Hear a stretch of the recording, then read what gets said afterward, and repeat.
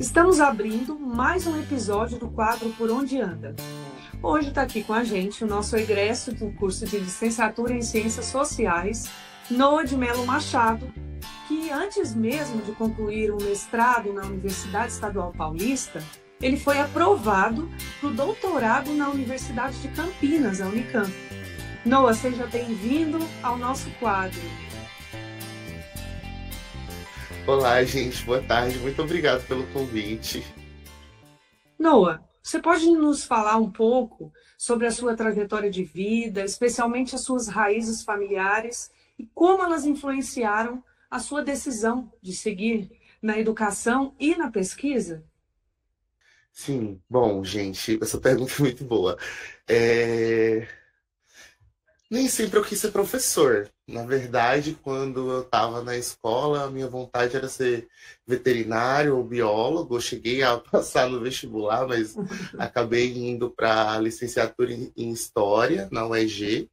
Eu venho de uma família simples, né? Meus pais, eles não tiveram oportunidade de concluir seus estudos, né? Eles fizeram só é, o ensino fundamental 1, né? Que hoje seria equivalente até a quarta série. Eles cresceram no campo, na região aqui do rural do município de Cabeceiras, que é próximo a Formosa, e eles mudaram para a cidade nos anos 90. Já tinha meus dois irmãos, eu sou o mais novo, eu nasci em 96. E aí mudaram para Formosa para criar os filhos, né? E aí, a partir daí, meu pai ele passou a trabalhar na construção civil e minha mãe trabalhou como diarista, empregada doméstica por muitos anos. É, Bom, sou o mais novo de três irmãos. A gente vem de uma família muito humilde. Eu cresci num bairro periférico da cidade. Estudei em escola pública a vida toda. Então, assim, os meus pais não puderam estudar, mas eles sempre influenciaram a gente muito a ler bastante, a fazer realmente assim algo para que a gente conseguisse não depender só do serviço braçal, né? Porque, enfim, meu pai trabalha na construção civil, então, assim, você trabalha no sol todos os dias, então, assim, de 6 às 18, às vezes trabalha sábado. Então, assim, um serviço que muitas vezes não tem estabilidade, então ele sempre tinha essa consciência de que se a gente estudasse, a gente ia conseguir algo, porque é isso, a gente não tinha nada, né? Não tem sobrenome, não tem herança, não tem essas questões. Então, é só mesmo estudando e agarrando as oportunidades que aparecem no caminho para poder seguir em frente. E aí, assim, eu sempre gostei de ler, sempre gostei de estudar. Os meus pais, eles incentivavam muito isso, né? Então, a minha mãe fazia faxina e aí todo mês ela pedia para eu escolher algum livro, né? Então, assim, a gente comprava de dois jeitos. Ou ia numa banquinha central encomendava na cidade, ou a gente comprava na revista, né? Tinha uns livros de literatura que vendia em revistas e aí, enfim. Tinha esse incentivo à leitura. E, enfim, né? Eu sempre gostei de estudar e, assim, eu fui a única pessoa que consegui, de fato, concluir os estudos dos meus irmãos, né? O meu irmão mais velho, ele faleceu antes de concluir a escola. Todo mundo precisou trabalhar muito cedo, assim, a gente começou a trabalhar em média aí, entre 11 e 13 anos. E aí os meus irmãos, por isso, tiveram bastante dificuldade de conseguir se manter na escola. Eu fui conseguir, apesar dessas questões, porque quando eu trabalhei, eu trabalhava à noite, né? Então isso não afetava tanto a questão do horário da escola, mas foi isso. Quando eu terminei o ensino médio em 2013, aí eu tinha passado no vestibular para veterinária, mas era em outra cidade, não ia dar para ir. Passei na licenciatura em História e entrei meio perdido, porque queria ir para as naturais, só que aí, dentro da faculdade, eu comecei a estudar educação, especificamente educação do campo. E aí, quando eu comecei a estudar educação do campo, eu vi a vida dos meus pais ali, sabe? E aí, eu já tinha alguma noção, mas eu acho que quando a gente tem 16, 17 anos, a gente não tem essa maturidade constituída. E aí foi amadurecendo essa compreensão de que estudar e lutar pela educação talvez seria algo bem importante para poder empreender minhas energias mesmo. Então, eu comecei a gostar bastante, me envolvi em projetos de extensão na universidade, e aí, quando foi do primeiro para o segundo ano de história, eu tinha tido formação inicial em antropologia e sociologia, que é uma das 3 áreas das ciências sociais, com uma professora que era cientista social, porque o meu curso de história era um curso de história cultural, então tinha uma matriz interdisciplinar que dialogava com as ciências sociais. Então eu tive essa oportunidade de ter aula de sociologia e antropologia com essa professora, e eu falei, acho que eu gosto disso daqui. E aí eu fui numa aula inaugural do IFG em 2014, na aula inaugural da turma 2 de Ciências Sociais. E assisti a aula, vi a palestra, conheci o campus na época, assim, era a maior escola que eu já tinha entrado. Eu lembro que eu fiquei bastante espantado com o tamanho do IF, né? Depois eu fui para lugares muito maiores, mas depois eu falo sobre isso. E aí, enfim, assisti a palestra e falei, acho que o ano que vem tô aqui. Fiz umas perguntinhas e falei, acho que ano que vem tô aqui. Dito e certo, em 2015, né, no segundo semestre, que é quando acontece a entrada das ciências sociais, eu estava ingressando no curso e já estava completamente apaixonado pela educação, né? E daí para frente foi isso, assim. Enquanto eu estive na faculdade, de alguma forma eu estava vinculado a lutar e pesquisar a educação, né? O meu curso é de licenciatura, a priori, é um curso voltado para a docência, né? Só que a gente tem uma compreensão de que o professor precisa ter acesso à pesquisa. Então, já no IFG, eu tive a oportunidade de pesquisar. E aí, enfim, fui fazendo iniciação científica, me arriscando aqui e ali. Quando eu vi, eu estava aqui na Unicamp fazendo doutorado. Que e ótimo. aí, enfim, é um pouco essa trajetória, né? Mas é muito por causa dessa questão da raiz familiar. E acho que é uma coisa importante mesmo, assim, eu não ia falar disso, não, mas eu vou falar assim, que é isso, eu perdi um irmão. Um dos meus irmãos faleceu, meu irmão mais velho, eu não ia adentrar muito, né? Mas o meu irmão amava estudar. E aí o meu irmão, ele não pôde continuar estudando, né? Porque ele foi vítima de violência urbana, foi assassinado na cidade.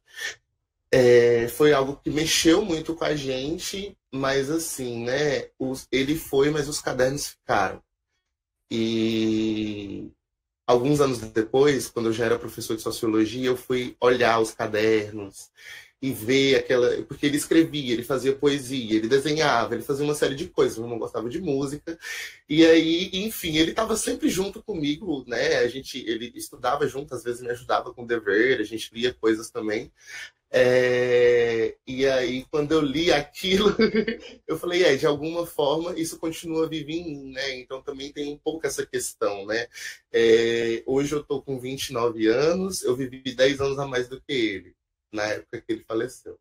E aí eu acho que é um privilégio muito grande estar conseguindo fazer essas coisas, né? Então, acho que é por isso que eu sempre acabo optando por ir trabalhar com coisas que às vezes você vê as pessoas não querendo trabalhar. Então, quando eu fui para a escola dar aula, eu quis dar aula para educação de jovens e adultos, eu quis dar aula no sistema prisional, fiquei 6 meses aí numa instituição socioeducativa, fiz várias coisas nesse sentido, sabe? Porque eu acho que, mesmo que a gente tenha muitos problemas na educação, em alguma medida, o recurso mais importante que a gente tem é o recurso humano. São os professores, são os funcionários, os técnicos, as pessoas que limpam, que fazem a escola acontecer. Escola não é só parede, estrutura e orçamento. Escola são pessoas. Então, eu acho que é por isso que eu continuo, né? Eu quero ser uma dessas pessoas contribuindo com essa construção de conhecimento aí em todos os níveis, educação básica e ensino superior. Pois é, como é que foi essa sua experiência de ter estudado em escolas públicas, né? E depois também de ingressar na instituição de ensino superior, que também é pública, sendo o primeiro da sua família a alcançar esse nível de formação? Olha, foi muito louco. Eu nem sabia, assim, quando eu era pequena, eu falava, ai, mãe, quero ser médico veterinário, quero fazer faculdade, mas assim, eu não sabia nem como é que acontecia essas coisas, né? Eu lembro que Quando estava no ensino médio, né, eu estudei em duas escolas, né, estudei na Escola Municipal Joaquim Moreira, no ensino fundamental 1, ensino fundamental 2 e ensino médio foi no Sérgio Paiade, antes dele se tornar uma escola integral. Então, eu sou velhinho, eu me formei em 2013 no ensino médio.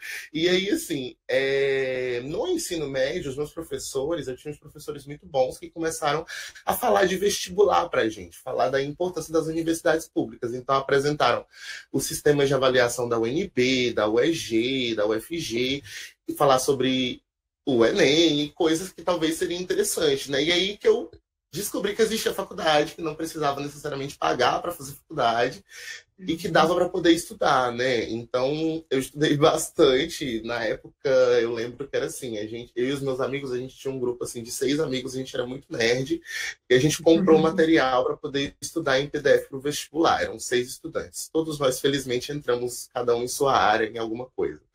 Outros, inclusive, também já foram alunos do IFG, do TADES, enfim, estão aí em outros caminhos. A gente estudava, eu na época era pelo telefone, né? Eu tinha os PDFs, mas eu não tinha computador. E aí eu tinha um smartphone, enfim, desses aí, dos primeiros Androids que tinha, e eu ficava estudando, resolvia provas e conseguia entrar na universidade. A minha educação básica, ela teve todos os problemas que a educação estadual do estado de Goiás tem por causa, assim, né? A gente viveu, isso é uma visão a posteriori, o sociólogo olhando para o passado, né? Quando era novinho, eu não tinha muita noção disso, não. Mas é a questão de assim, né?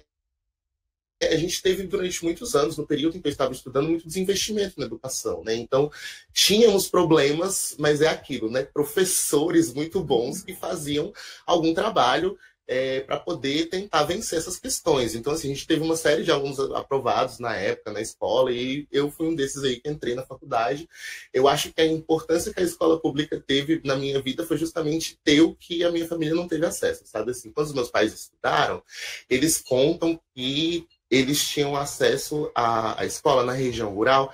Era uma escola que era até a quarta série, mas assim, anos 60, 70. Então, assim, é o interior de Goiás, em plena ditadura militar, muitas coisas acontecendo. Nessa década, a gente não tem um sistema de ensino forte ainda no Brasil, muito menos no interior. Então, assim, minha mãe me conta que as professoras que davam aula, que alfabetizavam, nem a formação de docência tinha, né? Então era um ensino muito precário. E aí, pelo simples fato de estar no interior, ainda que pobre, mas na cidade, tendo acesso à escola pública, e aproveitar ao máximo, né? Mas eu tenho um pouco de esforço individual mesmo aí de lutar contra a falta de acesso a material, a falta de acesso às coisas, porque é isso, assim, por mais que eu ganhasse livro, a gente não tinha internet em casa. Acho que eu fui ter internet em casa e computador, eu já estava no Instituto Federal, já tinha 19 para 20 anos.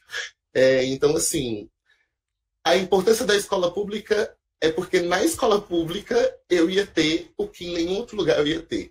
Porque às vezes, porque é isso, né? Hoje a gente tem um discurso muitas vezes dizendo que fazer faculdade não é importante, que não é necessário estudar. A gente vê nas redes sociais aí as pessoas falando essas bobagens. E aí eu falo que é bobagem porque é isso, gente. Eu não ganhava nenhum salário mínimo antes de ter ensino superior. E aí hoje, mesmo sendo bolsista de pesquisa, eu consigo ter salário, ter uma condição de vida um pouco melhor do que a maior parte das pessoas da minha família e um trabalho que não é tão precarizado assim, porque quando você é pesquisador, você não vai trabalhar embaixo do sol ou em jornadas extenuantes, porque eu já fui plantonista noturno de recepção de hotel, eu trabalhava 12 por 36, e eram trabalhos com uma carga horária extensa, assim, de 60, 70 horas de trabalho por semana, e ganhava um salário mínimo. E hoje eu faço bem menos que isso e consigo ter uma renda um pouco melhor, para além do fato de que eu me transformei por dentro também, né? Assim, eu acho que acessar a universidade, a escola, fez com que eu conseguisse ver o mundo de uma forma diferente, sabe? E, assim, acho que mesmo tendo tanto problema e dificuldade no mundo, ver que a gente consegue fazer alguma coisa e manter a nossa esperança ativa, sabe? E concretamente isso, assim, a escola me deu acesso que em nenhum outro lugar, a escola pública, o que em nenhum outro lugar eu ia ter acesso. Porque eu não ia ter como pagar a educação de maneira alguma, sabe, assim. Sim, isso é muito interessante, né? Como a escola pública, ela faz esse papel, né, para as pessoas que precisam realmente. Ela é muito importante mesmo e é a possibilidade que essas pessoas têm de ascender na vida, né? Então é muito importante Sim. mesmo na vida de muitas pessoas. Como a sua formação no IFG de Formosa contribuiu para o seu desenvolvimento acadêmico e para a sua atuação como professor, como pesquisador? Nossa, eu vou tentar não chorar. Eu acho que o IFG, assim, foi uma das experiências mais intensas e maravilhosas que eu vivi, sabe, assim, em todos os sentidos. Por dois motivos. Eu acho que estudar numa instituição federal te dá um nível de autonomia, você tem inserido, enfim, na própria forma como a instituição funciona, educa a pessoa a entrar em um ambiente que tem possibilidade de ser mais amadurecido. Você tem, mesmo no ensino médio, você vai ter aula com um pesquisador, às vezes com um altíssimo nível de formação, né? Porque a gente vem de uma sociedade muito desigual, né? Essa é uma questão muito louca. 20% dos brasileiros hoje têm acesso ao ensino superior. Se a gente joga para pós-graduação, especialização, mestrado e doutorado é 5% da população. Se pega só mestrado e doutorado, é 1,8% a 2% da população. Num país gigantesco. Então, assim, ter acesso a pessoas que eram tão bem formadas e a vivência institucional que eu tive nesses... Eu fiquei no IFG, tirando tempo de trancamento, 5 anos e meio. Porque eu tranquei meu curso, precisei, depois eu falo disso. Mas, enfim, a minha experiência no IFG foi assim, fantástica em vários sentidos, assim, tanto do ponto de vista da formação básica das ciências sociais. Então, assim, professores que incentivavam muito a gente a se desenvolver. Então, eu aproveitei cada segundo da graduação. Eu lembro assim, que era um curso um curso noturno. Muitas vezes o estudante trabalhador está lá cansado e eu estava lá super animado, com várias perguntas para fazer e interagindo com o professor, querendo debater, querendo discordar, querendo entender o que estava acontecendo. Porque, assim, quando eu decidi trocar de faculdade, eu estava tão consciente de que eu amava ciências sociais. Quando eu passei no vestibular, eu falei, cara, eu vou fazer isso da melhor maneira possível e eu vou dar tudo de mim.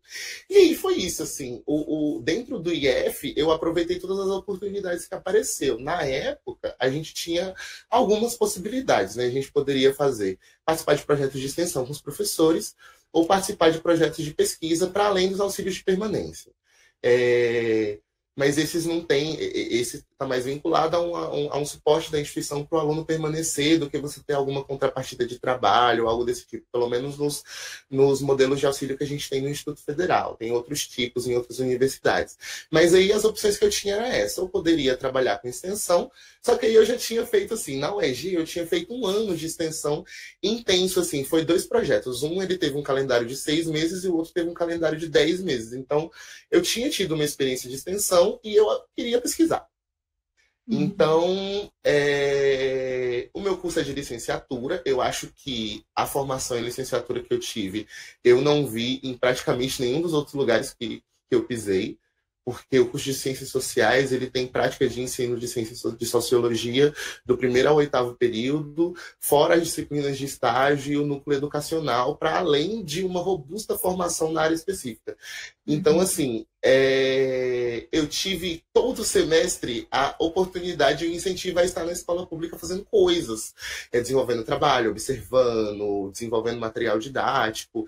Então, assim, eu não sentia que eu precisava fazer coisas a mais para além do que estava sendo feito dentro do curso para ser um bom professor. Eu só tinha que fazer a faculdade direitinho e fazer as coisas bem feitas. Porque também tem uma formação prática, né? Depois que você vai para a sala de aula e vai vivenciar a docência no dia a dia. Então, eu fui aproveitar, porque o curso não tem a formação de bacharelado, nosso curso foi desenhado para ser uma licenciatura. Então, qual que é a diferença de uma licenciatura com bacharelado? Você faz um núcleo ali de 5 a 7 disciplinas a mais em alguma área específica das ciências sociais e a pesquisa de TCC. Nas ciências sociais, aqui nós temos a pesquisa de TCC, mas o nosso curso é geral. Então, não há esse direcionamento de especialidade desde a graduação. Então, eu tinha a oportunidade de fazer pesquisa no TCC, mas eu queria fazer mais pesquisa. E também estava interessado em ter a possibilidade de, com a bolsa, me dedicar aos estudos, né? Então, essa foi talvez a coisa mais importante que o IFG me possibilitou fazer. Porque é o seguinte, hoje no doutorado, eu estou começando a desenvolver a minha 6ª pesquisa. 4 delas foram desenvolvidas no Instituto Federal. Foram 3 iniciações científicas e o TCC, né? E aí, assim, eu acho que essa oportunidade de praticar pesquisa, de descobrir as coisas no cotidiano, de quebrar a cabeça, de errar, de acertar, foi o que me formou e me deu bastante bagagem, porque aí quando eu saí da instituição e fui para fora fazer minhas aulas de metodologia e tudo mais, eu percebi que esse conhecimento ia me servir bastante, e aí inclusive foi isso, né? Assim, como eu gosto muito de pesquisa, eu fiz estágio docência no mestrado, no 3º ano de Ciências Sociais, na licenciatura e bacharelado, justamente com uma disciplina de método de pesquisa, voltado a perspectiva filosófica da ciência na pesquisa social, né?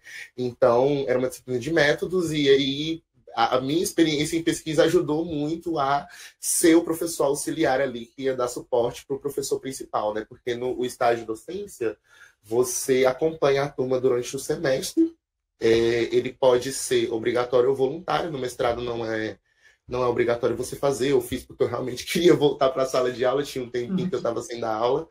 E aí, enfim, o Instituto Federal, ele está aqui até hoje, porque é isso, assim, até hoje eu ainda estou escrevendo trabalhos sobre os dados que eu coletei no Instituto Federal. Eu nunca consegui esgotar. Inclusive, na defesa da dissertação foi isso. O professor falou, olha, você falou que vai dar um enfoque na próxima pesquisa, mas você tem um monte de coisa aqui que você pode para trabalhar aí durante anos e anos e anos, e começou no Instituto Federal, né? Porque isso, agora são 10 anos, né? Mas é isso, eu comecei a pesquisa no primeiro ano de graduação. Eu entrei, terminei o primeiro semestre e eu já estava assim, vai ter PIBIC em abril, que é geralmente quando saiu o edital, e aí já fui atrás de como fazer, tentei e fui fazendo. E aí é isso, assim, uma formação de pesquisa que muita gente não tem possibilidade de ter, porque às vezes a gente tem pouca bolsa, ou mesmo porque as pessoas têm medo de tentar, porque às vezes parece que a vida acadêmica, que fazer tese, que fazer ciência é um bicho de 7 cabeças. E eu gosto de falar para os meus alunos que hoje eu estou com orientando de pesquisa. Eu gosto de falar, gente, o bicho só tem uma cabeça. Que era uma coisa que os meus professores do IFG falavam. Não é impossível de fazer, acredita que vocês têm capacidade de fazer. A questão é que a gente vai aprendendo ao longo do tempo mesmo. Um sociólogo, para ele amadurecer, às vezes demora em 1 década, 2, e a gente tem que ter paciência. Quais foram os principais desafios que você enfrentou nessa sua trajetória acadêmica e como é que você conseguiu superar esses desafios? Olha, houveram muitos. Eu acho que 2 principais. Foi financeiro. Eu só me formei porque eu tive muita ajuda. Eu acho que é isso, assim. Para além da bolsa de pesquisa, a bolsa de pesquisa você não podia ter um trabalho formal, um vínculo empregatício, né?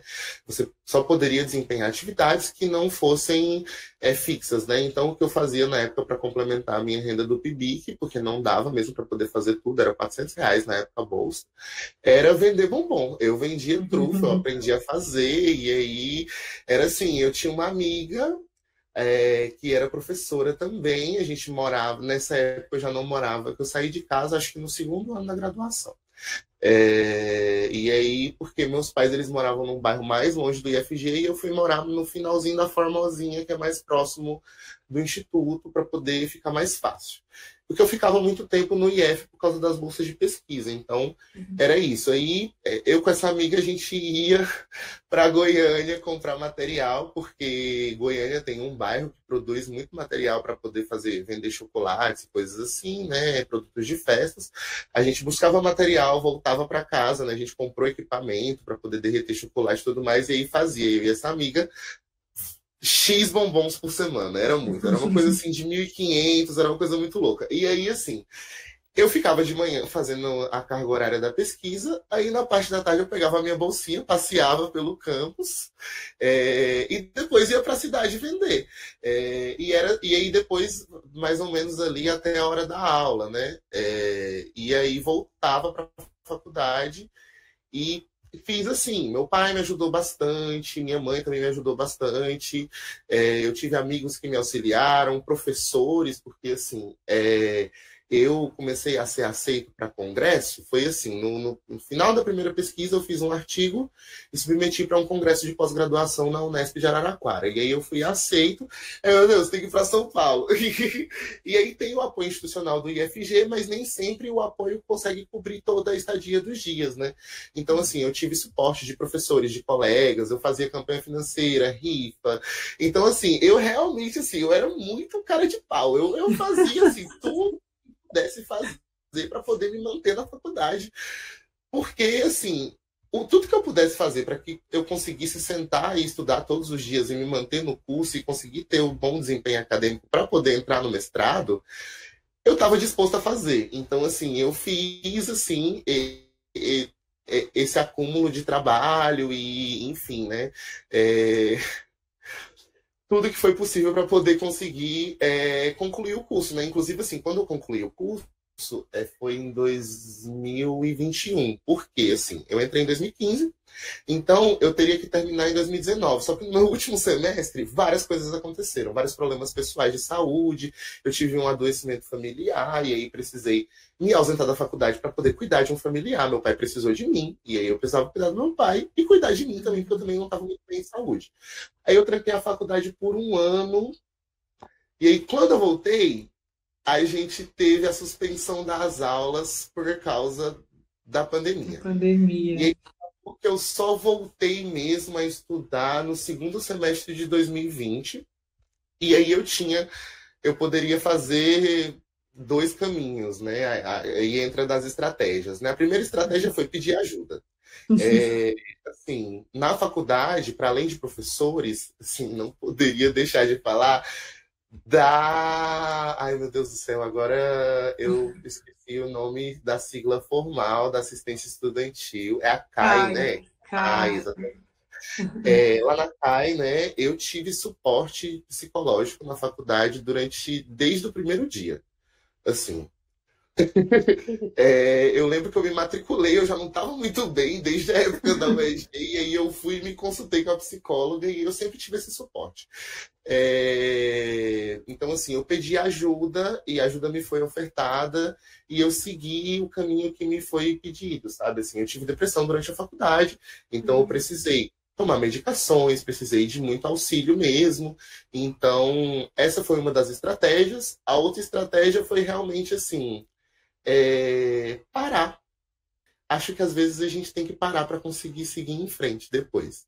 E eu não queria parar, e aí os meus dois orientadores, eu tinha dois no TCC, ele sendo o professor Danilo Dálio, ele foi professor do Campus Formosa durante muito tempo, e agora ele está no Campus Anápolis. E a professora Sabrina Fernandes, que ela era professora na época, professora visitante da UNB, hoje ela é pesquisadora do Instituto Alameda, que é um instituto que faz pesquisa em ecologia no Rio de Janeiro. Esses dois professores falaram: Noah, você precisa parar, porque você não está bem de saúde, tem muita coisa acontecendo na sua família, e você não vai dar conta, tem muita coisa acontecendo. E aí eu estava me cobrando, porque eu não estava dando conta que tinha muita coisa acontecendo. Então talvez parar um pouquinho te ajude a seguir em frente depois, com saúde. E aí eu escutei esse conselho, tranquei o curso. E aí, assim, durante esse tempo que eu fiquei com o curso trancado, eu fiz curso de fotografia, eu fiz aula de escrita criativa para poder escrever poesia. Eu comecei a passar bastante tempo com a minha família, então, assim, meu pai ainda estava doente, mas o meu pai, ele é muito inteligente. Então, assim, como ele trabalha desde os 8 anos de idade, ele trabalhou em lavoura, ele trabalhou com marcenaria, ele consegue pegar uma árvore e transformar em coisas, eu gosto de falar dessa forma.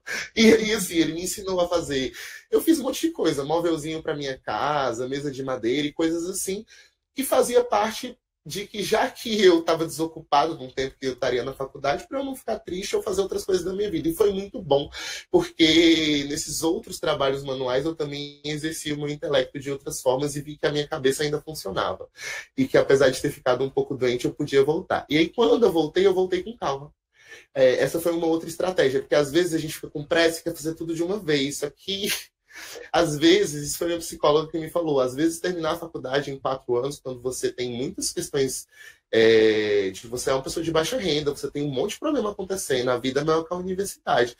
É importante você não desistir de vez do seu sonho, mas talvez parar seja interessante. E aí eu parei, e quando eu voltei assim, eu poderia ter feito tudo em um semestre, eu fiz em 3.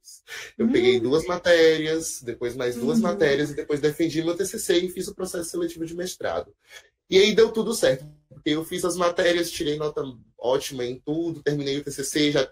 mesma coisa, quando eu fiz minha defesa, eu já estava aprovado no mestrado, e aí fui para a Unesp, segui em frente, assim, consegui concluir esse caminho de maneira muito salutar, porque, assim, no TCC, eu peguei os dados das 3 pesquisas de PIBIC e nesse cronograma de 1 ano a mais de pesquisa do TCC, eu ampliei a pesquisa e sintetizei tudo, e aí fiz um texto até bem grande, assim, para um TCC, ficou com 90 páginas, e os professores ficaram super felizes, assim, e falaram, ai, que bom que vai ter continuidade desse trabalho de pesquisa no mestrado, né, e aí foi uma coisa assim que eu fiquei muito emocionado, né? Que foi quando teve a banca foi online.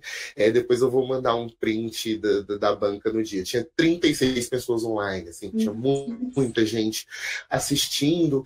E aí, assim, o trabalho foi aprovado sem correções, né? Isso é uma coisa difícil. Você escreve 90 páginas e você tá aí falando assim.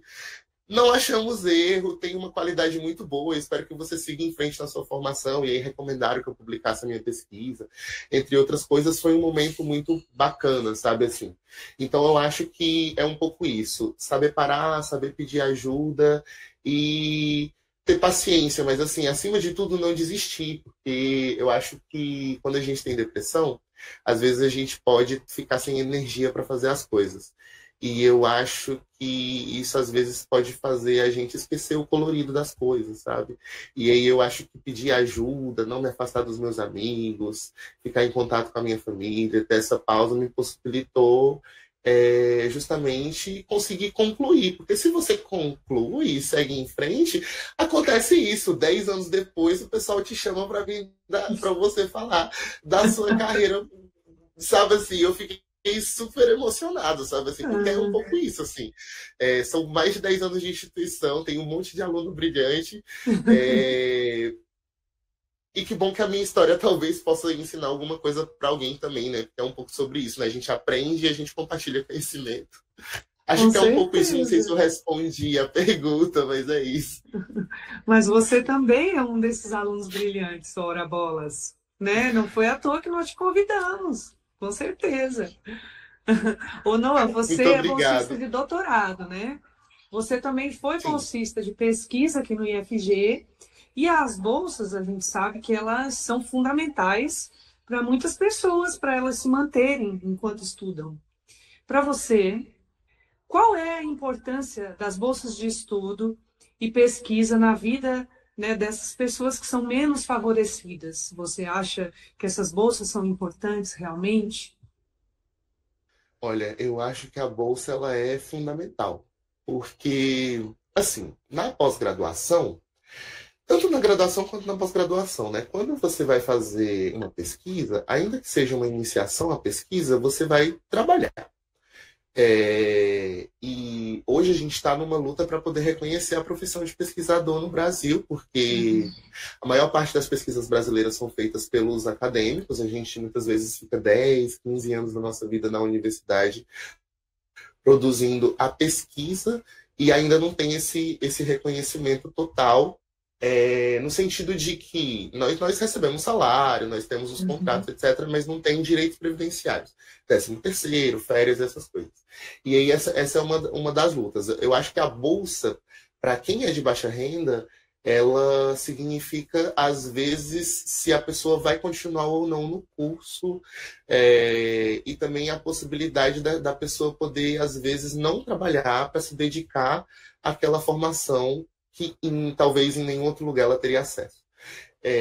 Por quê? Porque a bolsa, ela é geralmente assim, uma bolsa de iniciação científica, de mestrado, de doutorado, ela, além de ajudar o estudante financeiramente a se manter, muitas vezes ela vai justamente, no meu caso, né, era a bolsa de pesquisa que pagava as viagens a campo. Eu fiz um monte de coisa, assim, nas pesquisas do IFG. Eu ia para Goiânia no primeiro ano de PIBIC, quase que todo mês entrevistar estudante, e aí, assim, sem as bolsas não seria possível custear essas viagens, comprar livro, comprar computador, os meus computadores, assim, acho que o primeiro foi meu pai, os primeiros foram meu pai que me deu, acho que os dois primeiros, mas os últimos, né, que eu tive foi a bolsa de pesquisa que custeou os livros e todo o material, né? Então, às vezes, assim, né, se você vai para outro país, às vezes é a sua bolsa de pesquisa que vai fazer aquilo. Ou seja, é o recurso financeiro para você, de fato, executar o seu trabalho. E na vida de quem é baixa renda, às vezes isso significa uma melhora absurda, porque às vezes as pessoas, né, assim, eu tenho muitos colegas, felizmente, não sou o único, que às vezes vêm de outros lugares, né? No mestrado eu tinha várias colegas que vieram do interior da Bahia, do Piauí, de Santa Catarina, de vários lugares, e que eram estudantes de baixa renda. E aí, imagina, né? Você sair para 2.000 quilômetros, no meu caso, 1.200 quilômetros de casa. E como que eu vou me manter? Enfim, né? A bolsa é uma das coisas que auxilia nesse sentido e, de fato, possibilita que você faça o trabalho, né? Então, a importância dela, eu diria que é fundamental mesmo, assim, para os estudantes conseguirem ficar no curso, né? Porque, assim, também tem uma questão, Aurora, que na graduação é só 20 horas. Mas na pós-graduação são 40 horas de carga horária. Então, assim, é o nível de exigência de qualquer emprego formal. Então, se a pessoa faz 40 horas na universidade, porque não são só aulas, a gente faz aula, a gente dá aula, a gente pesquisa, a gente orienta pesquisas, a gente organiza e participa de eventos, tem a carga horária da próprio desenvolvimento da pesquisa, às vezes viaja para ir para campo, tem uma série de atividades aí que você vai fazendo ao longo da sua semana, e não seria possível na vida real mesmo, assim, você conseguir fazer essas 40 horas sem estar sendo remunerado. Enfim, tem pessoas que conseguem, que têm uma boa condição e conseguem fazer um mestrado sem bolsa com os próprios recursos? Conseguem. Hoje eu vejo que é uma minoria, né, dos estudantes, principalmente nas áreas de humanidades, mas, sobretudo, né, para poder ficar bem claro assim, sobre essa pergunta, para quem vem... para quem é menos favorecido, para quem é pobre, é fundamental. Assim. E aí, no meu caso, é isso. Sem as bolsas, eu não teria terminado, não teria conseguido mesmo. Uhum. Porque é isso, assim, eu tinha que trabalhar. Eu teria que ser professor, fazer outra coisa. E aí, é a bolsa que tem permitido que eu me dedique exclusivamente à pesquisa. Enfim, né? E ao mesmo tempo é muito bom, né? Porque, assim, muitos de nós que vêm de baixa renda, você vai ganhar uma bolsa de mestrado, ela é R$ 2.100, ela é mais que um salário mínimo. Uhum. É pouco, porque a gente tem uma desigualdade absurda de renda no Brasil. Mas, para às vezes, a pessoa que não ganhava nada, aquilo já representa algo. Uma bolsa de doutorado é de 3 a 5 mil reais, dependendo da agência de financiamento. É uma super mudança de vida na pessoa. Para além da questão do equipamento, de desenvolver bem a pesquisa, a pessoa muitas vezes, né, porque essa é a realidade. Quem é o estudante de pós-graduação? Eu tenho 29 anos de idade, eu tenho idade para ter filho, para ter família. Eu não tenho, mas eu ajudo a minha família. Então, assim, às vezes a gente manda dinheiro para nossa família, às vezes você tem filho, e é um pouco isso, né? Assim, sem as bolsas não seria possível desenvolver pesquisa no Brasil, né? Inclusive, a gente tem lutado para que tenhamos mais e mais bolsas, porque, infelizmente, ainda são poucas. Noah, você tem uma história de envolvimento em movimentos sociais, em lutas pela educação pública, né?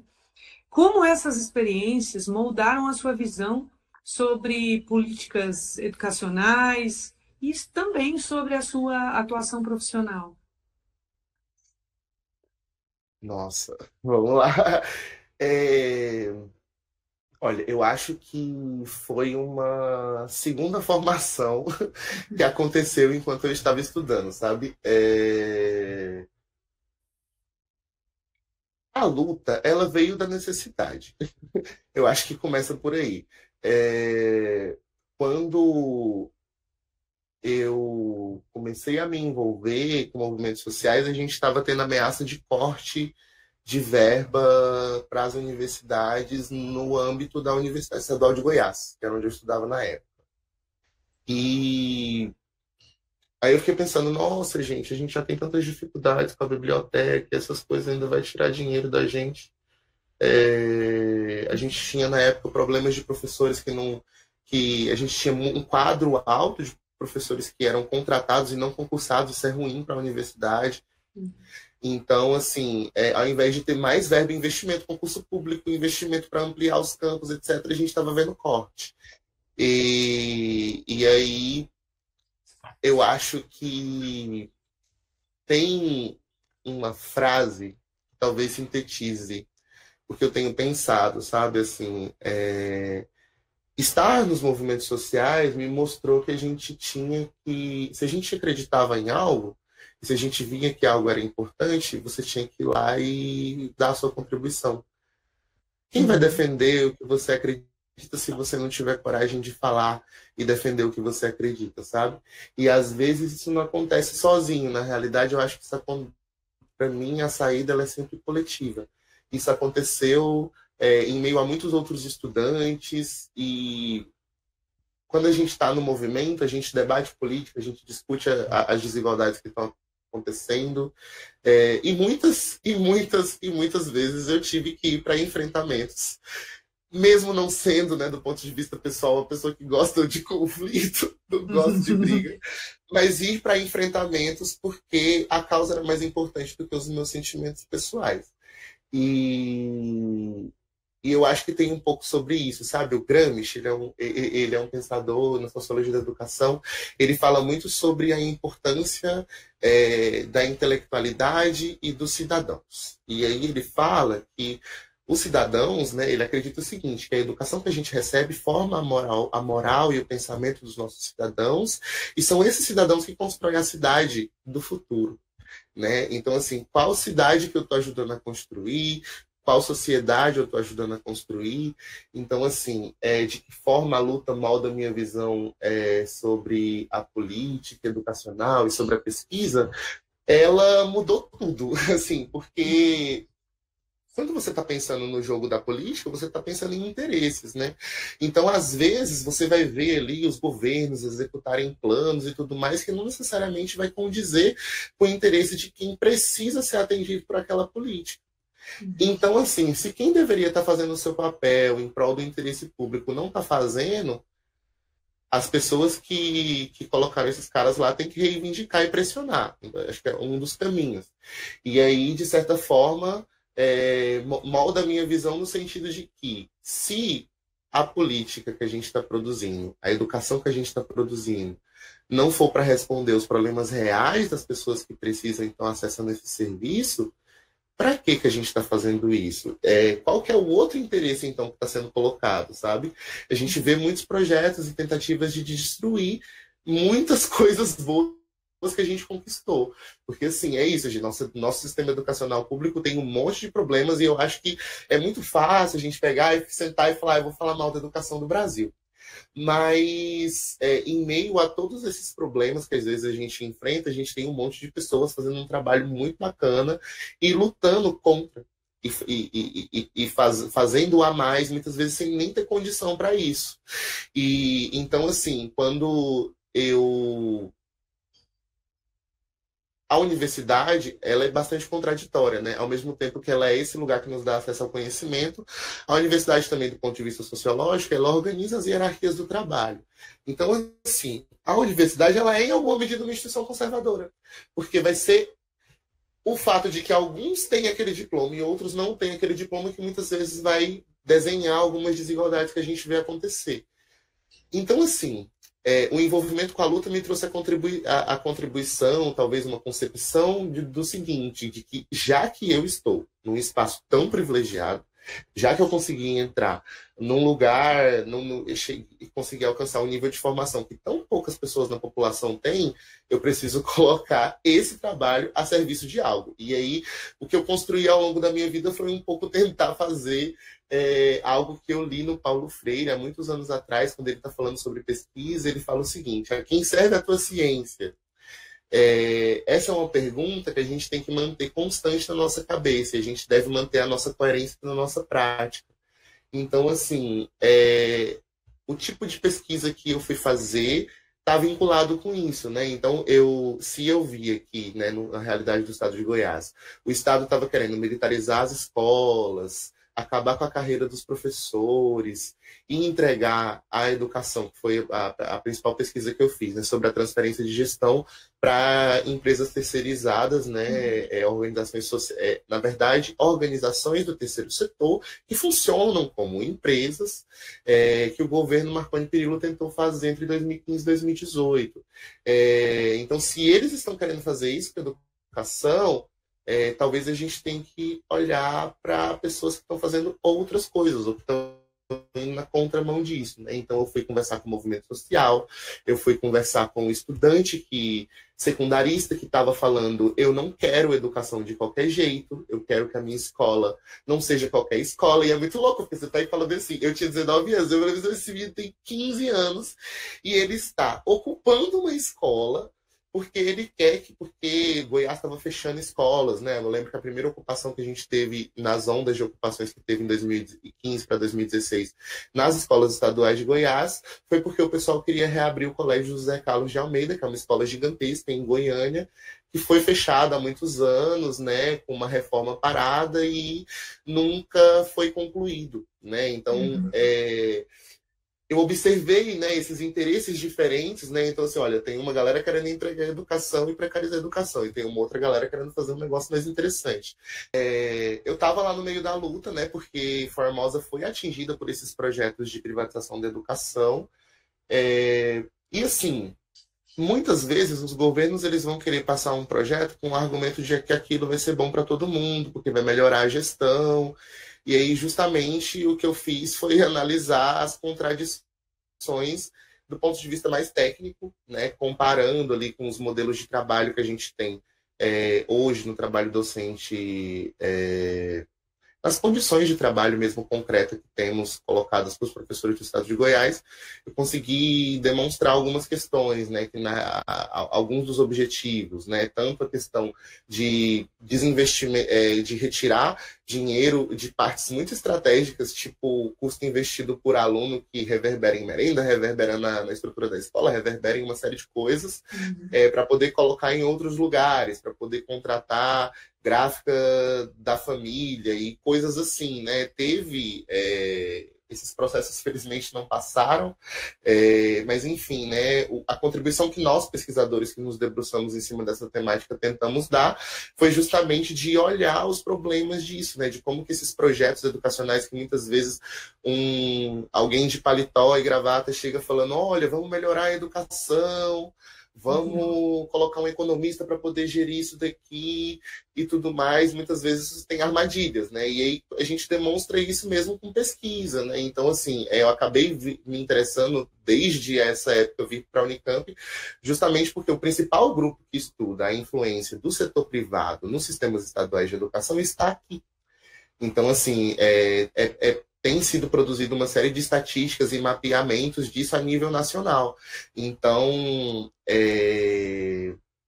acho que é um pouco dessa forma, assim, não tem uma resposta assim preto no branco. Acho que as coisas elas se complementam tanto, porque acho que é um pouco isso, né? O Buravoy é um sociólogo, isso aí é para os estudantes de ciências sociais que estão assistindo. O Buravoy é um sociólogo que a gente estuda, acho que no terceiro ano do curso, e ele fala que a sociologia é sociologia pública. O sociólogo, o papel dele é justamente enfrentar as coisas que estão colocadas, dizer que aqueles problemas ali que estão colocados na sociedade é algo importante, precisa ser estudado, melhorado, modificado. Então, acho que o envolvimento com movimentos sociais em luta traz essa perspectiva de nunca esquecer que quando a gente está pensando em coisas que vai impactar um monte de gente, não pode ser o interesse de alguns que tem que interferir, tem que ser a perspectiva de fato social e o interesse de quem de fato mais precisa daquilo. E aí, quando a gente está falando de serviços públicos, são as pessoas pobres trabalhadoras, né?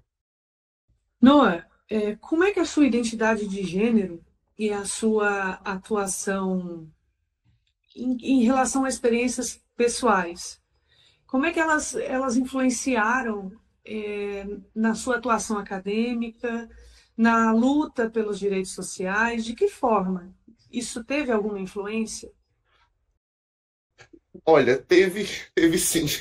É, Desde muito novinho, apesar de estudar outras coisas, né, dentro da política, eu estudo sociologia da educação, economia, outras coisas. E em paralelo a isso, eu fazia um trabalho de estar presente sempre no movimento LGBT, porque eu venho de um contexto conservador, de uma família cristã, então, assim, sim, tive problemas ao longo da vida com relação à aceitação, etc. E precisei conquistar e construir o respeito, né? Nem Uhum. sempre eu fui respeitado por ser quem eu sou. E esse foi um processo muito difícil, Uhum. e isso me formou muito. Acho que, sobretudo, para poder lidar com estudantes no cotidiano, sabe? Assim, a gente não espera que certas coisas vão aparecer para a gente em sala de aula, né? Eu sempre gosto de, quando eu vou dar uma aula, começar com uma turma, ou aplicar algum questionário, ou conversar com eles para poder entender um pouquinho sobre eles. É, e nessas experiências de aplicar questionário, às vezes você pergunta umas coisas e aparecem questões que você não espera, né? Uhum. É, enfim, vários estudantes às vezes aparecem e vão falar sobre as suas questões. Já lidei com um estudante que estava com a saúde mental muito debilitada porque achava que a sua sexualidade ou a sua identidade de gênero era um defeito, porque, enfim, né, tinha dificuldade de aceitação, porque a gente vive a formação uma cidade de interior. As pessoas têm, a gente tem, agora a gente está tendo um avanço aí educacional em geração na cidade, mas assim, a gente tem muitas pessoas simples que não Uhum. entendem algumas dinâmicas que são complexas, que não, às vezes na cultura, no cotidiano da pessoa não está inserido. E eu acho que pelo fato de ser LGBT, e pelo fato de, enfim, né, vir das camadas populares e tudo mais, isso trouxe um olhar mais sensível para essas questões, sabe? Então, assim, às vezes até isso impactava em um pouco de adoecimento, por se envolver demais no sentido de ficar preocupado, né? Porque, sei lá, o professor de sociologia, às vezes ele tem, pela quantidade de aula que ele dá na escola, às vezes ele tem uns 600 alunos. Uhum. E aluno, para o professor, não é só um número, é uma pessoinha. E aí, às vezes, você está ali, tem questões, você se envolve, e é um trabalho cansativo. Mas eu acho que foi algo positivo, né? Porque faz parte de mim, é algo que meu fone caiu aqui, é algo que eu tenho muito orgulho, né? Mas, enfim, inegavelmente mexeu com a minha atuação, né? E, em Uhum. alguma medida, também faz com que eu tome algumas posturas mais duras, às vezes, em relação a defender isso em sala de aula e em todos os espaços que eu estou, né? Porque, assim, eu sou uma pessoa não binária e, assim, eu fiz a retificação do meu nome, tem 2 anos já, e a gente enfrenta dificuldades no cotidiano, né? Então, assim, isso às vezes faz com que, pelo fato de ser uma pessoa que tem esse traço na minha história e na minha biografia, acaba influenciando na atuação de todas as formas, né? Porque, assim, eu continuo tendo que lutar por isso, né? Eu troquei de nome tem 2 anos, eu falei disso porque, assim, não sei se as pessoas sabem, mas os certificados de conclusão de curso das pessoas trans, eles, se a pessoa ela não conseguiu retificar todos os seus documentos, ela está usando o nome social, ele sai com 2 nomes, né? Isso é Uhum. muito violento. Ontem eu recebi meu diploma de mestrado, fiquei bem feliz por estar com o título em minha posse, mas sempre tem esse impacto aí da burocracia. E a gente tem dificuldades no cotidiano para ser respeitado, às vezes você enfrenta problemas aí de tratamento. De que forma você enxerga a importância da pesquisa e do ensino na transformação social, especialmente no contexto da educação pública e das políticas sociais na América Latina? Certo. Ótima pergunta. Bom, acho que tem algumas questões assim, né?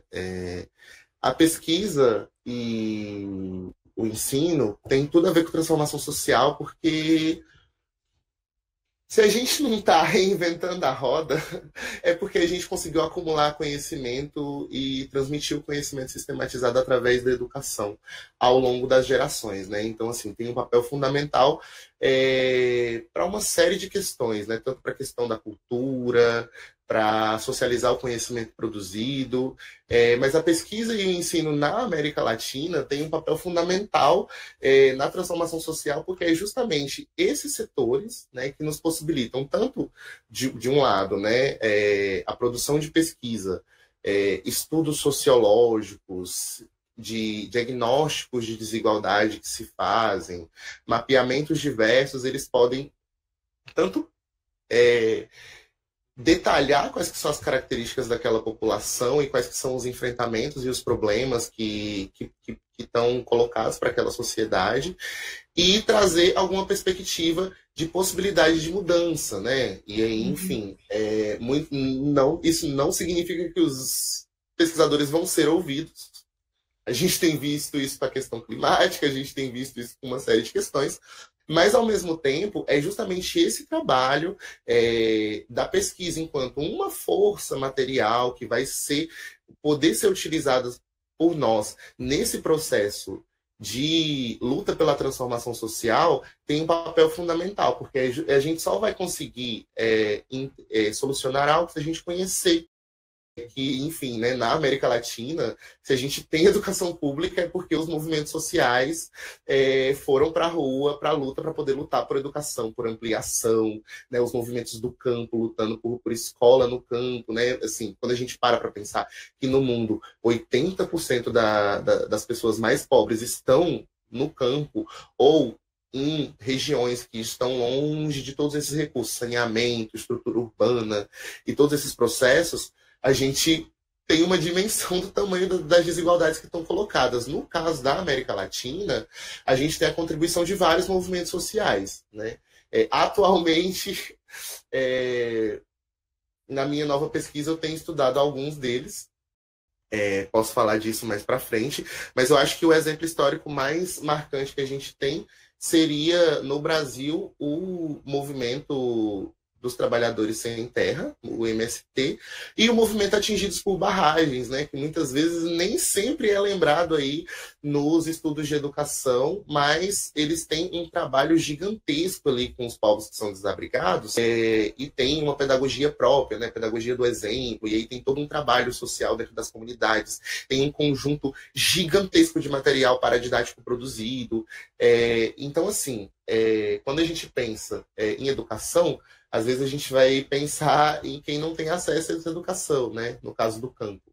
E são os movimentos sociais que, de fato, fazendo luta, e muitas vezes vinculados, porque assim, a tradição de pesquisa de onde eu venho é a tradição de pesquisadores que estão vinculados aos movimentos sociais. A gente chama de pesquisa militante ou pesquisa engajada, são dois nomes possíveis que você coloca na literatura, desde os anos 70, intelectuais que têm a tradição de estar vinculados aos movimentos sociais e, em alguma medida, ser, no debate público, com a sua pesquisa, alguma das vozes que, de alguma medida, investiga ali os problemas que estão relacionados aos interesses daquela população. Então, eu acho assim que o ensino e a pesquisa é o que pode nos dar a possibilidade da gente, inclusive, não apenas superar problemas e produzir mudanças sociais concretas e profundas, como já houveram alguns avanços, né, do século XX para cá, como justamente talvez vai ser o que possibilite a gente salvar aí as condições de vida no planeta, né? Porque a gente está agora no momento, né? Eu vou, na minha pesquisa nova, estou estudando mudança climática, entre outras coisas. E se as coisas não mudarem, talvez a gente tenha risco de, a depender de como as mudanças climáticas se desenrolarem, a gente não ter condições de vida para poder alimentar a população que a gente vai ter nessa época, de vida mesmo, de reprodução da vida humana e não humana no mundo, né? Com tantas pesquisas científicas que você tem no seu currículo, já são 6, né, que você está fazendo, teve alguma que causou alguma surpresa no processo investigativo? O que te surpreendeu? Sim, nossa, com certeza. Duas coisas. Foi em dois momentos, assim, acho que foram os mais marcantes. A primeira vez foi na primeira pesquisa. Eu estava fazendo etnografia de movimentos sociais, e aí eu estava estudando os estudantes secundaristas e professores que lutaram contra as tentativas de privatização da educação ali entre 2015 e 2016. E aí eu estava entrevistando esses estudantes, né? E uma das coisas que me chocou muito em campo foi que assim, a gente perdeu um estudante, né? Um dos meninos faleceu no meio do caminho. Ele foi assassinado, né? Foi um caso muito forte. Acho que a informação que mais me chocou assim foi de ver que acontecia dos estudantes que estavam lutando pela educação pública serem perseguidos pela polícia de Goiás. Assim, essa foi uma das coisas assim que em campo me chocou, né? A gente tinha uma série de estudantes, né? Esse foi um movimento bastante conflituoso. Ele foi judicializado, muitos militantes foram presos, né? Mas assim, os estudantes relatavam receberem ameaças e coisas assim que, sei lá, eu tinha 19 anos, sabe? Assim, eu tava conversando e eu ficava assim, mano, a polícia faz isso, sabe? Assim, eu era novinho. E uma outra coisa foi assim, quando a gente perdeu um estudante dentro do movimento, né? Os meninos perderam um estudante. Houve um assassinato de um estudante, né? Não tem nada a ver com essa informação anterior que eu estava falando, né? O estudante faleceu, mas foi uma perda muito marcante para o movimento, né? Então, assim, o que me chocou e que talvez me trouxe esperança para a vida foi que, ao invés de animar diante da violência, os meninos fizeram poesia, sabe? Eles continuaram lutando e eles têm uma poesia que é em homenagem a esse estudante e ela foi passada para mim durante as entrevistas, né? Que os meninos relataram o quanto que essa perda impactou eles, mas, ao mesmo tempo, eles disseram o seguinte: se a barbárie predomina, por um minuto fechar os olhos, por um segundo desvendadas as pistas, os secundaristas aprenderam a lição. Resistência é escola, resistência é escolha, um campo em disputa, resolver o luto com luta. Então, acho que o que me surpreendeu foi ver o potencial educativo dos movimentos sociais, assim. Acho que foi a primeira coisa que me surpreendeu. A segunda foi quando eu estava fazendo uma pesquisa exploratória para o doutorado. Eu estava fazendo um contato inicial com movimentos sociais para poder escolher qual movimento social eu ia estudar. E aí eu fui para vários eventos com movimentos sociais latino-americanos. E aí, numa dessas viagens, eu encontrei uma moça, né? Uma moça não, uma senhora. Ela já tinha 75 anos. Ela era sobrevivente da ditadura chilena. E ela era dirigente ela era assim a liderança mulher, né? Assim, uma senhorinha, não imaginava. Ela estava no pátio e aí ela estava fumando um cigarro, eu fui para lá e aí ela puxou papo comigo. E aí a gente começou a conversar e eu fiquei assim umas 3 horas conversando com essa pessoa e aprendendo muito ali sobre experiências de vida de quem viveu um contexto muito duro, né? E eu acho que o que me surpreendeu foi, de novo, ver uma pessoa de 73 anos que foi torturada pela ditadura e que falava para mim constantemente, se eu não lutar pela minha comunidade, era uma comunidade de catadores de reciclagem. Lá no Chile, ela estava no Brasil, num evento desses movimentos sociais, que juntava tanto movimentos sociais quanto intelectuais, para poder dialogar sobre demandas do grupo que ela estava representando. E aí, enfim, ela falava o tempo inteiro, né? A gente não pode se render ao dinheiro, né?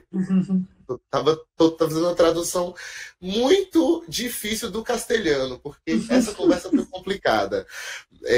Eu entrevistei ela em castelhano, e aí, enfim, e aí ela me disse isso, assim, que a gente não podia comprar certas coisas na vida. A gente não podia comprar felicidade, a gente não podia comprar uma série de coisas. E a gente tinha que lutar, porque o nosso povo tem fome. E aí, enfim, né, na comunidade que ela vem, né, lá do interior do Chile, tem muitas questões relacionadas a isso, né? Imagina, né? A pessoa vem da realidade da reciclagem. E acho que foram essas duas experiências, assim, né, que está diretamente relacionada aos grupos que eu gosto de estudar, tanto juventude quanto educação de jovens e adultos, que geralmente acaba pegando a galera que é idosa. Perceber que a educação dessas pessoas passou por lutar pelo mundo que elas queriam, sabe? Um pouco aquilo que eu estava falando sobre a cidade que a gente está construindo. Mas e agora? O que você está estudando agora no seu doutorado? Eita, pergunta complicada. Vamos lá. Minha pesquisa do doutorado, agora a parte boa. Tá? Bom, eu fiquei 10 anos estudando neoliberalismo em educação e grupos empresariais que disputam a política educacional. Agora eu estou tratando de movimentos sociais de esquerda que fazem, que tem movimentos de educação popular, né? É uma educação que acontece fora do sistema de educação formal, né? E, enfim, tem vários tipos de possibilidade aí de educação, e aí eu estou lidando especificamente com dois movimentos sociais latino-americanos, estudando as concepções de educação deles, articulados com a estratégia política, né? Como que a educação pode contribuir com a estratégia política para a mudança climática, né? Que são movimentos sociais especificamente que estão localizados no campo, em regiões de bastante tensão, né, desses conflitos climáticos, né? E aí, não sei se eu posso falar os movimentos ainda, mas é isso, é uma pesquisa relacionada a essa área.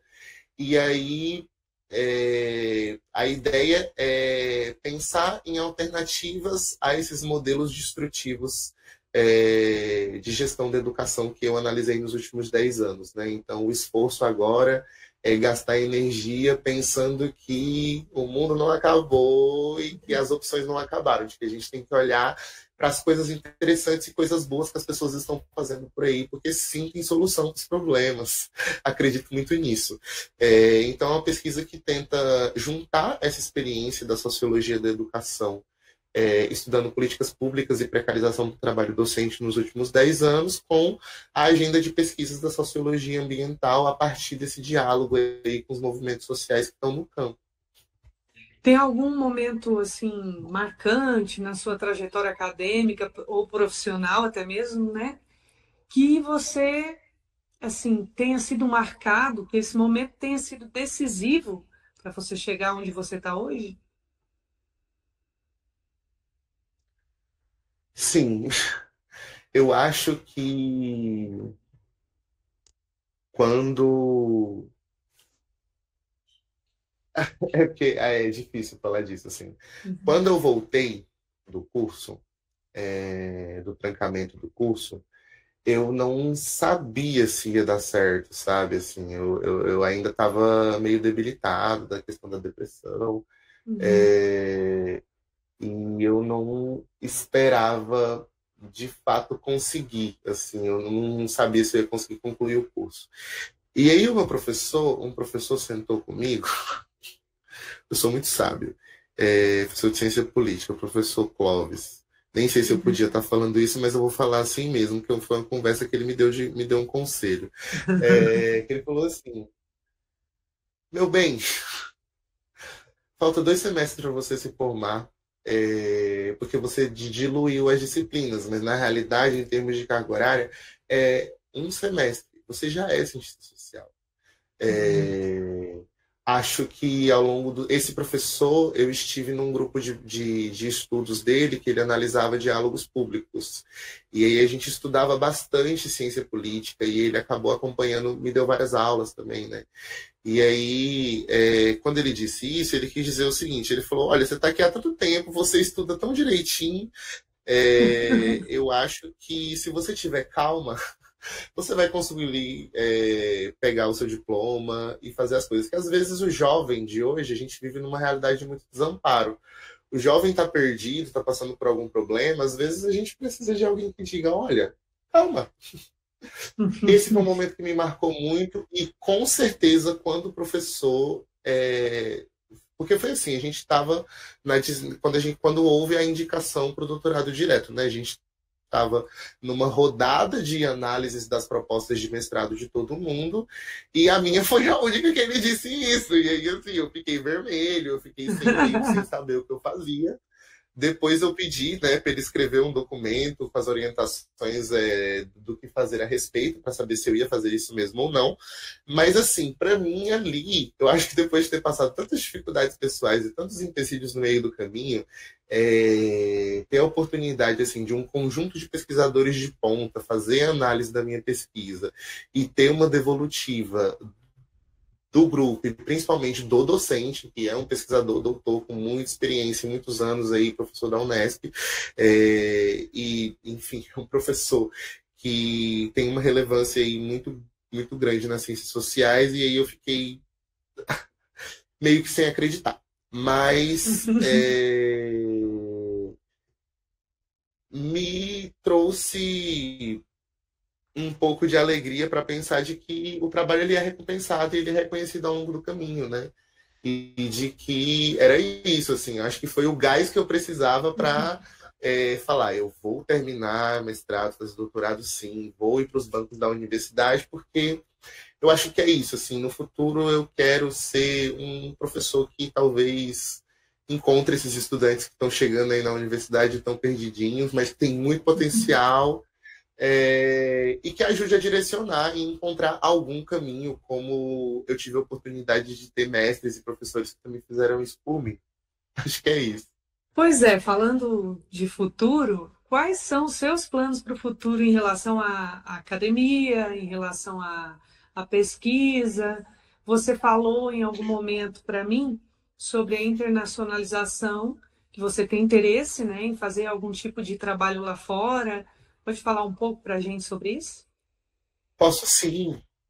Bom, agora que eu entrei no doutorado, a ideia é fazer o curso de doutorado bem direitinho, primeiramente. Acho que é isso, assim.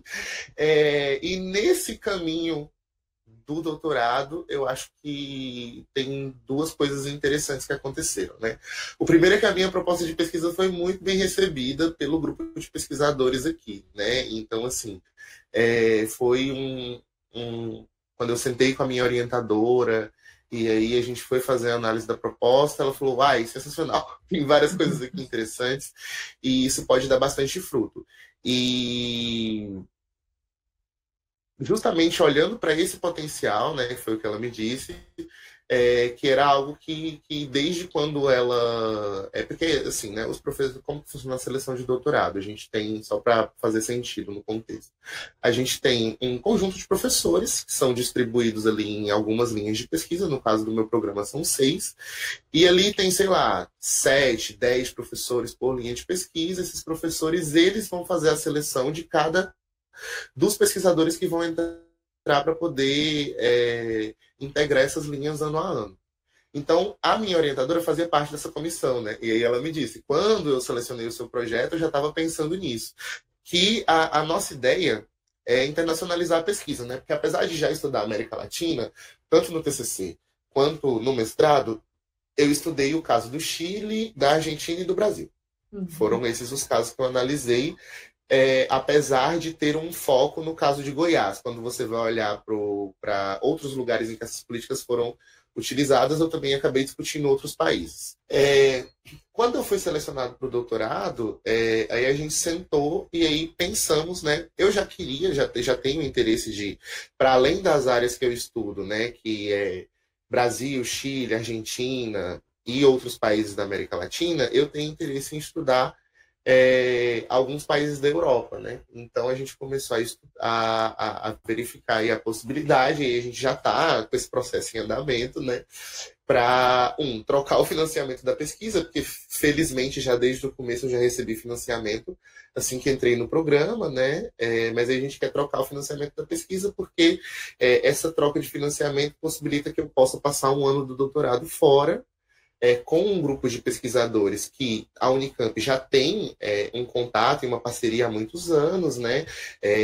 A gente manda alunos para a França, para a China, para diversos lugares para poder fazer as suas pesquisas, né? E aí, dentro da possibilidade de agenda de pesquisa que eu escolhi, a nossa ideia é fazer esse processo de internacionalização. Outros planos para o futuro que eu tenho agora depois de muito tempo aí fazendo várias coisas, dando aula, me envolvendo em uma série de coisas, agora eu estou num processo de voltar para um outro trabalho mais técnico, que é eu estou escrevendo, né? Estou escrevendo várias coisas, estou escrevendo uns 5 artigos, tem um projeto aí sendo conversado para a possibilidade de fazer um livro, até o ano que vem, mas não sei, tem que ver essa questão de editora, é sempre uma conversa complicada, estou conversando ainda. E a coisa que mais me deixou animado de todas elas é que, enfim, né? No futuro aí agora, dentro do doutorado, eu vou estar viajando em diversos lugares do Brasil para conversar com gente. Na nova pesquisa, essa nova pesquisa envolve aí ir para vários lugares, né? Então, essa é uma coisa que eu gosto muito de fazer. A coisa de fazer a graduação em Formosa, eu amo Brasília, mas eu quis mesmo ir para São Paulo e depois sair da universidade e ir para outra universidade, porque justamente esse movimento a gente aprende bastante. Eu gosto de circular, conversar com outras culturas, outras pessoas, assim, às vezes é isso, assim, às vezes do nada você tá lá conversando com uma pessoa em castelhano.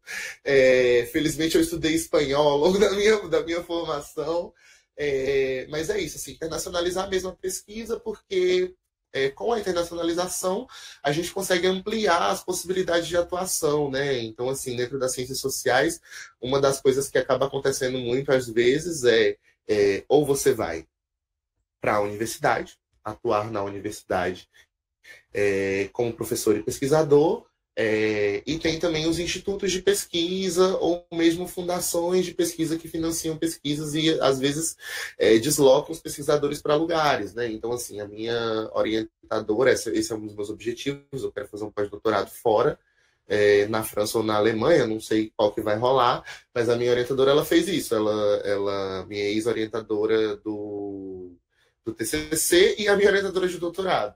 Elas, pelo financiamento brasileiro, uma foi para a Alemanha e a outra foi para a França.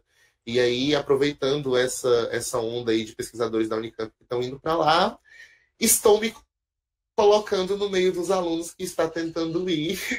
E tem grandes chances de acontecer, porque, felizmente, eu consegui um bom desempenho ao longo da formação, né? Então, assim, com muito esforço a gente tem um bom histórico, porque sempre a gente passa por essas análises, né?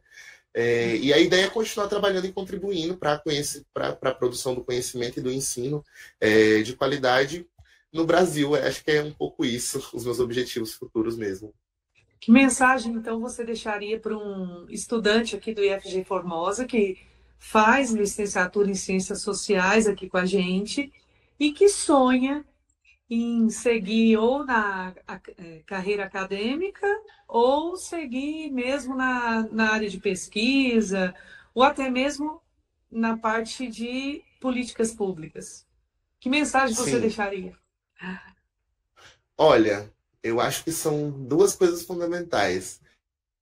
Primeira coisa é que realmente é muito importante que a gente não desista, que a gente continue lendo. Lê uma vez, lê 2 vezes e vai lendo.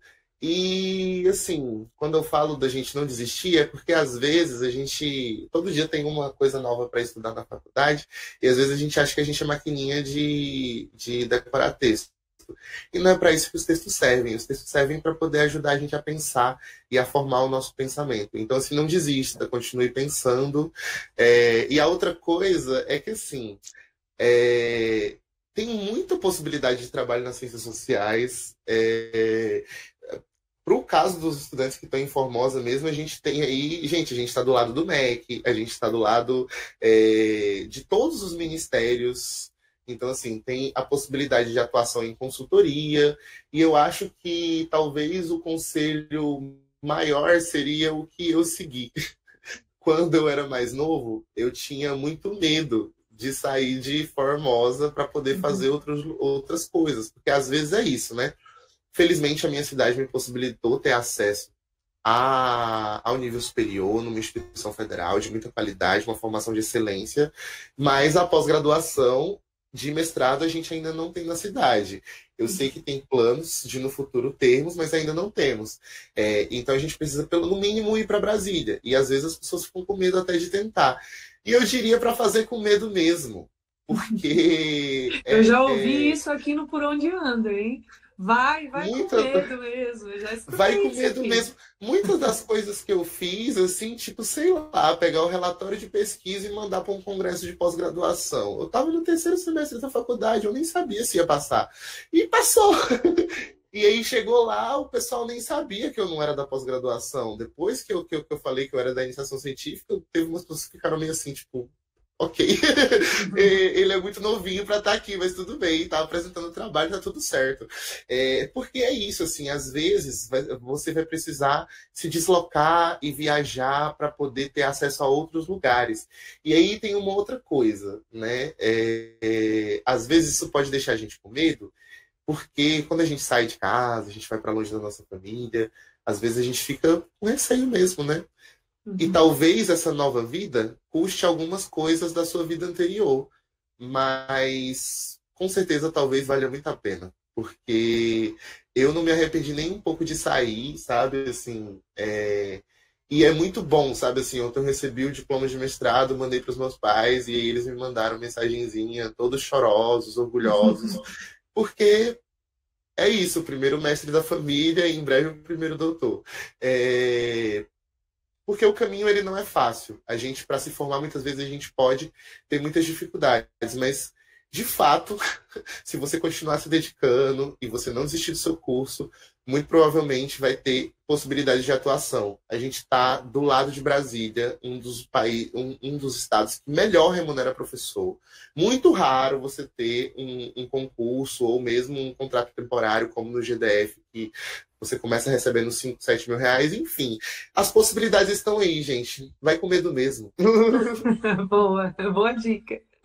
Noah, eu te agradeço demais por abrir o coração aqui pra gente. Não só o coração, mas o currículo, né? Aqui no Por Onde Anda, tá? A sua trajetória, ela foi cheia de dificuldades e também de coragem, né? A sua coragem para superar esses desafios que apareceram aí na sua vida. Então, isso, para a gente, é motivo de muito orgulho aqui do IFG. Saber que um egresso nosso está fluindo assim na vida, está correndo bem na carreira acadêmica, para a gente é motivo de orgulho de verdade. Isso só reforça o papel transformador que o IFG ele tem na vida das pessoas. Então, eu te agradeço. Eu vou citar aqui uma frase da co-orientadora do seu TCC, tá? Deixa eu ver aqui. Do seu TCC aqui no IFG, né? Você tem futuro e não qualquer futuro. Foi isso que ela falou para você. E a gente repete Foi. aqui, tá? Muito obrigado. Ai, gente, que carinho. E muito obrigado a todo mundo aí. Eu acho que se eu podia dizer alguma coisa para encerrar, seria agradecer, assim, sabe? Eu entrei no IFG 10 anos atrás e eu tenho muito carinho por essa instituição. Eu tenho, assim, eu lembro da maior parte das pessoas, assim. Acho que talvez não estejam as mesmas pessoas, mas, enfim, muita gente. Eu não vou citar nome para não correr risco de esquecer de ninguém, mas pode ter certeza, dos técnicos da limpeza até o pessoal do recurso didático que a gente ia lá para poder pegar material, para poder buscar suporte e orientação pedagógica, todas as pessoas contribuíram com a minha formação enquanto eu estive ali, e o campus de Formosa, que é o campus da minha cidade natal, ainda tem isso, né? Tive o privilégio de me formar numa instituição qualidade na minha cidade natal. É um lugar que eu tenho muito, muito, muito carinho e sempre vai estar no meu coração, me marcou para sempre. E eu fico muito feliz que a gente ainda esteja aí com o curso de Ciências Sociais e outros cursos formando muitos e muitos profissionais e que continue assim, né? Muito obrigado mesmo, gente, pelo trabalho de vocês. Vocês não têm noção. Acho que é um pouco isso, né? Às vezes a gente não sabe quantas vidas a gente impacta com a nossa história, mas as pessoas sabem. E eu sou uma pessoa dessas que sabe que vocês impactaram muito positivamente a minha vida. Muito obrigado mesmo pelo convite. Hoje nós reencontramos, graças à tecnologia, o nosso egresso do curso superior de licenciatura em Ciências Sociais, o Noah de Melo Machado, que esteve aqui no Campus Formosa entre 2015 e 2019. Não deixe de conferir os próximos episódios e conhecer os egressos que vão entrar no nosso álbum de figurinhas. Até a próxima!